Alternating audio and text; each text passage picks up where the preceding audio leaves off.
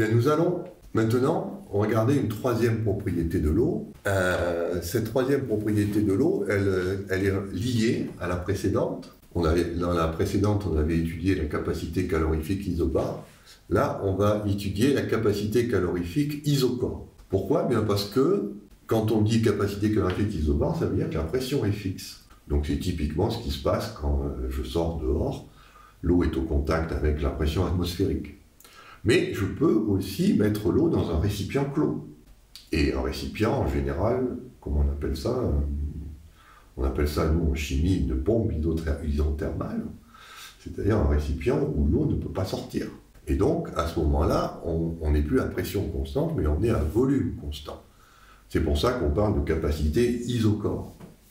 Et ça, c'est toujours pareil.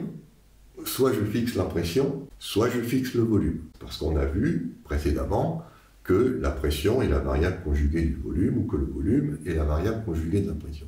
Donc ici, précédemment, on avait fixé la pression, et on a fixé le volume. Alors, on va retrouver quelque chose qui est de nouveau une courbe rouge, avec un liquide normal qui devrait, lorsque la température augmente, la capacité calorifique isochore doit diminuer. Donc, cette capacité, elle mesure l'aptitude à changer d'entropie ou d'énergie par variation de température à volume constant. Et c'est donc une autre façon de voir l'effet de la température sur l'eau. Alors, d'un point de vue microscopique, qu'est-ce que ça signifie? Eh bien, qu'on ne va pas s'intéresser aux fluctuations d'entropie, comme précédemment, mais on va s'intéresser aux fluctuations quadratiques de température. C'est-à-dire que maintenant, comme on a fixé le volume, la température peut fluctuer. Et comme toujours, cette fluctuation est en moyenne nulle.